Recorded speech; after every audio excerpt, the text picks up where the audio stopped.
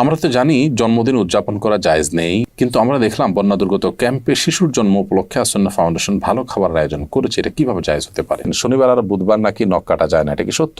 ঘুমানোর জায়গায় নামাজ পড়লে নামাজ হবে কিনা? ভাদ্র মাসে মেয়ে বিয়ে দিলে অমঙ্গল হয় বলে গ্রামাঞ্চলে শোনা যায়, এটা কি সঠিক? আমাদের এলাকায় কিছু মানুষ বলে কবরে মাটি দিলে তিনি 3 মুষ্টি দিতে হবে, এর কম দেওয়া যাবে না, এটা কি ঠিক? 4 রাকাত নামাজ ভুলে 3 রাকাত পড়ে সালাম ফিরিয়ে ফেললে করণীয় কি? কোনো মহিলা অন্তঃসত্ত্বা থাকা অবস্থায় তার কোনো আত্মীয় মারা গেলে তাকে দেখতে দেওয়া হয় না, এতে নাকি মৃত ব্যক্তির কষ্ট হয়। আসলে কি অন্তঃসত্ত্বা অবস্থায় মৃত ব্যক্তিকে দেখার পরে নিষেধাজ্ঞা আছে? জোহরের সুন্নতের 3য় রাকাতে থাকা অবস্থায় জামাত শুরু হয়ে গেলে করণীয় কি? চলুন তাহলে আর বিলম্ব না করে আমরা প্রশ্নোত্তর আলোকিত প্রবেশ করি। আমাতুল্লাহ আফরোজ আপনি লিখেছেন, শনিবার আর বুধবার নাকি নখ কাটা যায় না, এটা কি সত্য? নখ কাটার নির্দিষ্ট কোনো দিনক্ষণ নাই যে এই সময় নখ কাটতে হবে বা এই সময় নখ কাটা যাবে না। সারা সপ্তাহের যে কোনো সময় যে কোনো দিন রাতে দিনে আপনি নখ কাটতে পারবেন। শুক্রবার নখ কাটাকে কেউ কেউ মুস্তাহাব বলেছেন, কোন সালাফের আমল রয়েছে। এর বাইরে আসলে এটাকে সুন্নাহ বা ওই দিনই কাটতে হবে এমন কোনো বাধ্যবাধকতা নেই, আর নিষেধাজ্ঞা তো কোনো দিনের জন্যই নাই। বিদায় শনিবার বুধবারে নখ কাটা যাবে না মর্মে কথা যদি কেউ বলে থাকেন, সেটি নিছকই কুসংস্কার এবং দলিলবিহীন একটি কথা। এমনি আমজাদ হোসেন আপনি লিখেছেন, ঘুমানোর জায়গায় নামাজ পড়লে নামাজ হবে কিনা? যে জায়গাটা আপনি ঘুমিয়ে থাকেন বা শুয়ে থাকেন বা যেটা আপনার শোবার ঘর, শোয়ার জায়গা, সেখানে নামাজ পড়েছেন, যদি পবিত্র হয়, পাক হয়, নামাজ হয়ে যাবে, কোনো অসুবিধা নেই। তবে নামাজের যাতে মনোযোগ থাকে সেরকম জায়গা থাকা উচিত। ধরুন সেখানে ঘুমানোর জায়গা, সেখানে হয়তো কালারফুল নানা বিছানা আছে, সেটা আপনার মনোযোগ নষ্ট হতে পারে। এরকম হলে সেখানে বিছানা বিছিয়ে নেবেন, জানামাজ বিছিয়ে নেবেন বা এমন কিছু বিছিয়ে নেবেন যে আপনার মনোযোগকে নষ্ট না করে। এমডি মুস্তাফিজুর রহমান লিখেছেন, তেলাওয়াতের সেজদার বিধান কি? যদি সেজদা না করা হয় তাহলে কি গুনাহ হবে? ভাই মুস্তাফিজুর রহমান, তেলাওয়াতের সেজদা দেওয়া ওয়াজিব। আপনি কোরআন কারীমের সেজদার যে আয়াতগুলোতে সেজদা বিষয়ক নির্দেশনা রয়েছে এবং তার পাশে সেজদা লেখা আছে, এগুলো তেলাওয়াত করলে আপনাকে সেজদা দিতে হবে। আর সেজদা যদি আপনি না করেন, যেহেতু ওয়াজিব, অতএব ওয়াজিব তরকের গুনাহ হবে। জান্নাতুল ফেরদাউস লিখেছেন, কোনো মহিলা অন্তঃসত্ত্বা থাকা অবস্থায় তার কোনো আত্মীয় মারা গেলে তাকে দেখতে দেওয়া হয় না, এতে নাকি মৃত ব্যক্তির কষ্ট হয়। আসলে কি অন্তঃসত্ত্বা অবস্থায় মৃত ব্যক্তিকে দেখার পরে নিষেধাজ্ঞা আছে?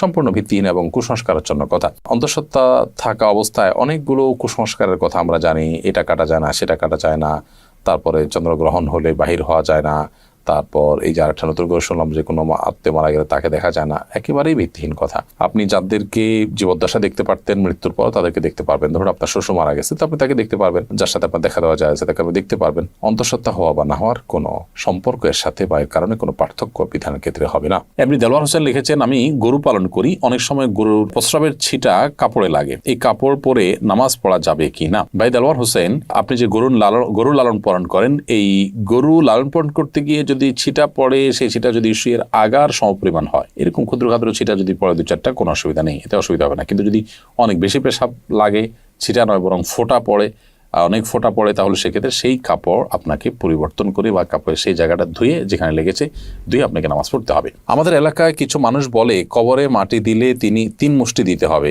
এর কম দেওয়া যাবে না, এটা কি ঠিক? না, এরকম কোনো বাধ্যবাধকতা নেই যে কবরে মাটি 3 মুষ্টির কম দেওয়া যাবে না, দিলে কোনো হবে এমন কোনো কথা নেই। কবরে মাটি আপনি 3 মুষ্টি, 5 মুষ্টি, 7 মুষ্টি, 6 মুষ্টি, যা খুশি দিতে পারেন। এমনকি মুষ্টিতে দিতেই হবে এমন কোনো বাধ্যবাধকতাও নেই। আপনি কোদাল দিয়ে দিতে পারেন, অন্য কোনোভাবে দিতে পারেন। মৃত ব্যক্তিকে দাফন করা ফরজে কিফায়া। সমাজের কিছু মানুষ যদি সেটি করেন, সবার তরফ থেকে সেটি আদায় হয়ে যায়। অতএব মৃত ব্যক্তিকে দাফন করার এই কাজে আপনি শরীক হলেন, একটু মাটি দিলেন, এটা সবের কাজ, সেটা আপনি করেন। বাট আপনার এটা মাথায় রাখা দরকার যে 3 মুষ্টি দিতে হবে এরকম কোনো বাধ্যবাধকতার কথা কোরআন বা সুন্নাহর কোথাও বলা হয়নি। এমডি মুখলেসুর রহমান আপনি লিখেছেন, 4 রাকাত নামাজ ভুলে 3 রাকাত পড়ে সালাম ফিরিয়ে ফেললে করণীয় কি? 4 রাকাত নামাজ যদি 3 রাকাত পড়ে সালাম ফিরিয়ে ফেলেন এবং সালাম ফেরানোর সাথে সাথে মনে পড়ে, তাহলে ওই অবস্থা আপনি দাঁড়িয়ে যাবেন, আরো 1 রাকাত যুক্ত করে তারপর শেষে সেজদায়ে সাহু দিবেন। ইনশাআল্লাহ তাতে আপনার সালাত আদায় হয়ে যাবে। যদি সালাম ফেরানোর পর কথাবার্তা বলেছেন, উঠা বসা করেছেন বা সালাত ভঙ্গকারী কোনো কিছু হয়েছে, হাঁটাচলা করেছেন, এরপরে আপনার মনে পড়েছে, তাহলে ওই সালাত পুনরায় আপনাকে আদায় করতে হবে। অর্থাৎ হাঁটাচলা করেছেন, উঠা বসা করেছেন, কথাবার্তা বলেছেন, এরপর আবার 1 রাকাত প্লাস করে সেজদায়ে সাহু দিলে কিন্তু আর হবে না। 4 রাকাত সালাতকে 3 রাকাত আদায় করেছেন, করে সালাম ফেরানোর সাথে সাথে মনে পড়লো বা সালাম ফিরিয়েছেন, কোনো সালাত ভঙ্গকারী আর কোনো কাজ করেননি, মনে পড়েছে, তাহলে তৎক্ষণাৎ তার সাথে আরো 1টি রাকাত যুক্ত করে সেজদায়ে সাহু দিবেন, সালাত হয়ে যাবে ইনশাআল্লাহ তাআলা। এসএইচ মোহাম্মদ আল জাবির আপনি লিখেছেন, ভাদ্র মাসে মেয়ে বিয়ে দিলে অমঙ্গল হয় বলে গ্রামাঞ্চলে শোনা যায়, এটা কি সঠিক? না, এরকম কোনো কথা নেই। বিয়ের ব্যাপারে এমন কোনো সময় বা এমন কোনো কাল নেই যে সময় কালে বিবাহ হলে কোনো প্রকার ক্ষতি হতে পারে বা উপকার হতে পারে। বিবাহ সব সময় করা যায় এমন একটি বিষয়। শুধুমাত্র হজের এহরামরত অবস্থায় বিবাহ বন্ধনে আবদ্ধ হওয়া নিয়ে উলামা ইকরামের ভিন্ন মত আছে। একদল উলামা ইকরাম জায়েজ বলেন, অন্য দল উলামা ইকরাম না জায়েজ বলেন। তবে এর বাইরে অন্য বছরের অন্য কোনো সময়, রমজানের বাইরে, কাটা চাঁদ বলে আপনার জিলহজ মাসে, কোরবানিদের মাসে, সে মাসে, কিংবা এই ভাদ্র মাসের কথা আমি নতুন জানলাম, তো এরকম কোনো মাসে বিয়ে করলে কোনো অমঙ্গল হয়, মঙ্গল হয় এরকম মনে করলে সেটি কুসংস্কার এবং বেদাত হবে। এ ধরনের কুসংস্কারের জন্য বিশ্বাসী হওয়া যাবে না। আফরিন জাহান লিখেছেন, আমার বাসায় প্রচুর পিঁপড়া, বিশেষ করে রান্নাঘরে কাজের সময় পিঁপড়া কামড়ায় বলে অনেক পিঁপড়া মেরে ফেলি, এতে কোনো গুনাহ হবে কিনা? পিঁপড়া যদি আপনি মারেন এতে গুনাহ হবে না, কিন্তু আগুন দিয়ে পুড়িয়ে পিঁপড়া মারবেন না।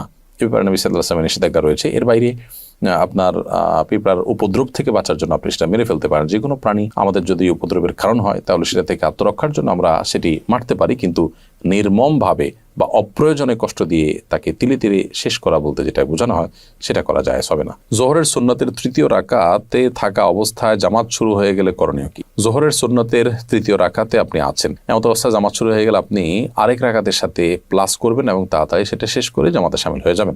এক্ষেত্রে নামাজ ভেঙে ফেলবেন না। এটাই হলো ফুকাহায়ে আহনাফের মত এবং এটা অধিকতর শক্তিশালী। আল্লাহ সুবহানাহু ওয়া তাআলা বলেছেন কোরআনে কারিমে, লা তুবতিলু আমালাকুম, তোমরা তোমাদের আমলকে বাতিল করে দিও না, নষ্ট করে দিও না। যদিও হাম্বলী মাযহাবের উলামা ইকরাম অনেকেই বলেন যে এরকম পরিস্থিতিতে আপনি নামাজ ছেড়ে দিয়ে জামাতে শামিল হবেন, কারণ নবী করিম সাল্লাল্লাহু আলাইহি ওয়াসাল্লাম বলেছেন, ইযা উকিমাতিস সালাতু ফালা সালাতা ইল্লাল মাকতুবা, যখন ফরজ নামাজের একামত হয়, একামত হলে তখন ফরজ নামাজ ছাড়ার কোন নামাজ পড়া জায়েজ নয়, যার কারণে আপনি সেটা ছেড়ে দিবেন। এরকম মত তারা দিয়ে থাকেন। মূলত এই হাদিসের আর একটা ব্যাখ্যা হতে পারে, সেটা হলো যে যখন একামত শুরু হয় তখন আর ফরজ নামাজ অন্য কোনো নামাজ নয়, অর্থাৎ অন্য কোনো নামাজ শুরু করা যাবে না। কিন্তু শুরু করা নামাজ যে ভেঙে ফেলতে হবে সেটা কিন্তু এখান থেকে পরিষ্কার বোঝা যায় না, অর্থাৎ এটার একাধিক ব্যাখ্যা হওয়ার সুযোগ আছে। বিধায় এটা দিয়েই চূড়ান্তভাবে প্রমাণ করা যে নামাজ ভাঙা যাবে সেইটা সঠিক নয়। হাসানুল সিয়াম আপনি লিখেছেন, শুনেছি কেউ নেশাগ্রস্ত হলে 40 দিন ইবাদত কবুল হয় না। এখন প্রশ্ন হলো, কেউ নেশা করার পর 40 দিন না হওয়ার আগেই যদি তার ভুল বুঝতে পারে এবং তওবা করে ফিরে আসতে চায়, তবে কি সে ইবাদত করতে পারবে? প্রথম কথা হলো, ইবাদত তো করতেই হবে তাকে। পারবে মানে কি? ইবাদত করতে শুধু পারবে না, ইবাদত করাটা তার জন্য আবশ্যক। 40 দিন ইবাদত কবুল হবে না এই ভেবে তিনি যদি 40 দিন নামাজ পড়া বাদ দিয়ে রাখেন তাহলে তো ডাবল গুনাহ হবে তার। কবুল না হওয়ার দুইটা অর্থ আছে।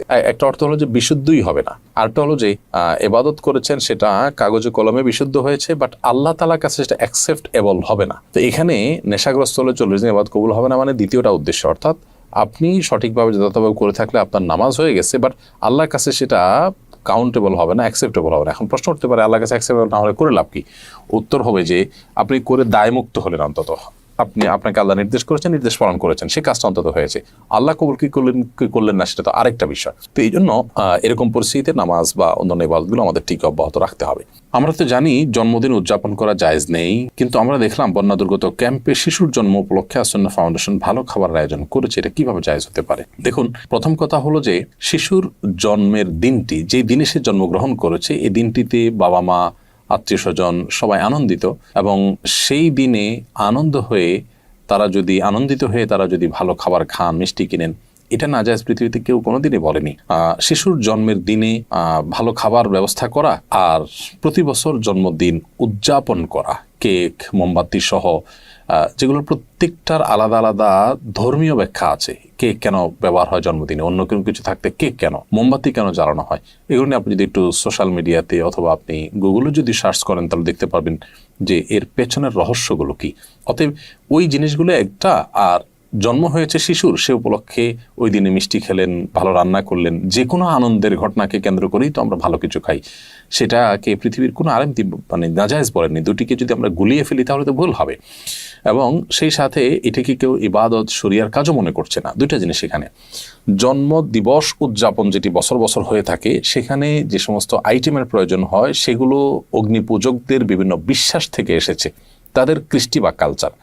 আর যে কোনো আনন্দের বা যে কোনো সুখের কোনো ঘটনা আসলে তখন খুশি হয়ে নিজেরা ভালো কিছু খাওয়া বা খাওয়ানো, সেটাকে পৃথিবীতে কেউ নাজায়েজ বলেনি, এবং দুটি কখনো এক জিনিস নয়। এই পার্থক্যটা আমাদের করতে হবে। আমরা অনেক সময় এই বিষয়গুলোকে গুলিয়ে ফেলি। অ্যাক্সিডেন্টের কারণে আমার পায়ে প্লাস্টার লাগানো হয়েছে, এটা ভেজানো যাবে না, এমত অবস্থায় গোসল ফরজ হলে কি করব? অ্যাক্সিডেন্টের কারণে আপনার পায়ে যে প্লাস্টার লাগানো হয়েছে পায়ে বা হাতে, সেই প্লাস্টার যদি ভেজানো না যায় পানিতে, তাহলে ওখানে প্লাস্টিক দিয়ে বিভিন্নভাবে পেঁচিয়ে তারপর আপনি গোসল করবেন।